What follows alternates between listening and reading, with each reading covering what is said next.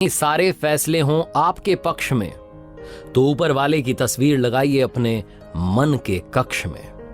नमस्ते दोस्तों, मेरा नाम है आरजे कार्तिक। आज की कहानी जिसने लिखी है वो कहते हैं कि मैं दफ्तर से अपने घर पहुंचा था। रात के 9:30 बज रहे थे।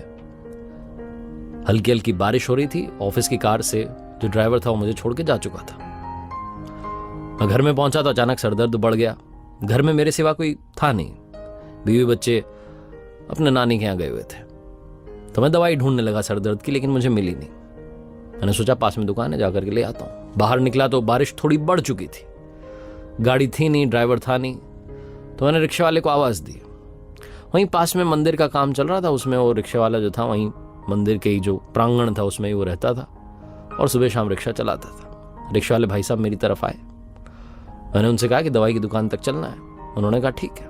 50 रुपये मुझे बताए। हम चल दिए। लेकिन वो रिक्शे वाले को मुझे देख करके लग रहा था कि बंदा बड़ा परेशान है, उसकी हालत ठीक नहीं है। तो मैंने पूछा कि भाई साहब क्या बात हो गई। तो उन्होंने बताया कि 2-3 दिन से शरीर में दर्द है, हल्का हल्का बुखार है, लेकिन क्या करें, कोई सवारी नहीं मिल रही है, पैसे मिल नहीं पा रहे हैं, दवाई खरीद नहीं पा रहा हूँ। भगवान से पूजा पाठ में बस कहता रहता हूँ कि आप ही देखो। इसी उधेड़ बुन में हम पहुंच गए दुकान तक। मैं उतरा और दवाई की दुकान की तरफ गया तो फटाफट से अपने लिए दवाई ली और उन रिक्शा वाले भाई साहब के लिए भी दवाई ले ली। सर दर्द तो मुझे हो रहा था, उनको बुखार था। दोनों की दवाइयां मैंने लेकर के अलग अलग पैकेट बनवा लिया। और मैं सोचने लगा कि ये जो भाई साहब हैं, क्या इनकी मदद के लिए मुझे भगवान ने भेजा? कि ये सब सोचते सोचते मुझे ख्याल आया कि मुझे भी तो खाना खाना है, खाना तो पैक करवाना पड़ेगा। अब हिम्मत नहीं है खाना बनाने की। तो पास ही में एक रेस्टोरेंट था। मैंने रिक्शा वाले भाई साहब को इशारा किया कि रुके रहना, मैं आता हूँ। रेस्टोरेंट में गया। रेस्टोरेंट में अंदर जाकर के मैंने अपने लिए छोले भटूरे पैक करवा लिए। एक पैकेट रिक्शा वाले भाई के लिए पैक करवा लिया। मुझे लगा था कि शायद भूखा होगा।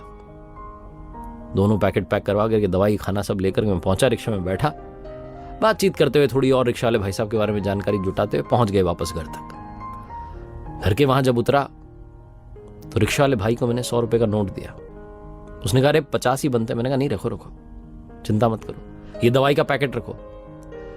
एक गोली अभी, एक गोली सुबह, एक एंटीबायोटिक भी अभी और एक एंटीबायोटिक सुबह। सारा उनको कोर्स समझाते हो कि 3 दिन का कोर्स है, आप ले लेना, आप ठीक हो जाओगे। और ये आपके लिए छोले भटूरे का पैकेट।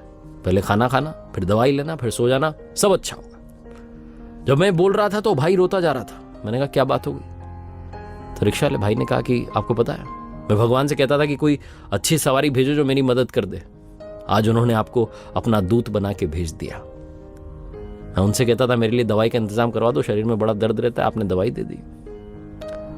और मेरी कई दिनों से इच्छा थी, कई महीनों से, कि मुझे छोले भटूरे खाने को मिले।